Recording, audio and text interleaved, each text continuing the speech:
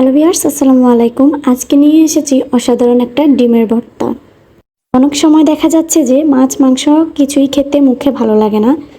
তো আপনারা চাইলে কিন্তু আমার মতো এভাবে ডিমের ভর্তাটা বানিয়ে নিতে পারেন। আমি কিন্তু এই ভর্তার রেসিপিটা দেখেছি কিরিম আপার থেকে। উনি এই ভর্তাটা ছাড়া ভাতই খায় না, আমার মনে হচ্ছে তাই। কারণ ওনার আইডিতে ঢুকলেই দেখা যাবে এই ডিমের ভর্তাটা। তো আমি কখনো ভাবি নাই যে এত জঘন্যতম মজা হবে এই ডিমের ভর্তার রেসিপিটা।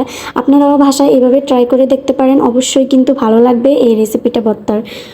আমার এই ডিমের ভর্তার রেসিপির প্রসেসটা যদি আপনাদের কাছে দেখে যদি ভালো লেগে থাকে তাহলে অবশ্যই লাইক কমেন্ট শেয়ার করে আমার পাশে থাকবেন। বিশ্বাস করেন গাইস, এই ভর্তাটা খাওয়ার পরে আমার কাছে এতটা জঘন্যতম ভালো লাগবে আমি কখনোই ভাবি নাই। আপনারা তো অবশ্যই আমার ভিডিওটা প্রথম থেকে যদি দেখেন তাহলে বুঝতে পারবেন ডিমের ভর্তার রেসিপিটা আমি কিভাবে বানিয়েছি। তো প্রথমে আমি এখানে লবণ দিয়ে পেঁয়াজ আর শুকনো মরিচটাকে আমি ভালো মতো ব্লেন্ড করে নিয়েছি। তারপরে নেওয়ার পরে আমি এই ডিমটাকে ভালো করে মেখে নিব এটার সাথে, পেঁয়াজ আর মরিচের সাথে। তো নেওয়ার পরে আমি হালকা সরিষার তেল দিয়ে এগুলোকে নেড়ে ছেড়ে নিব। নেওয়ার পরে এবার আপনারা যে যার মতো করে পরিবেশন করতে পারেন। আমি পরিবেশন করে নিয়েছি কারণ আমার নিজের ভাগে পড়বে না সেজন্য।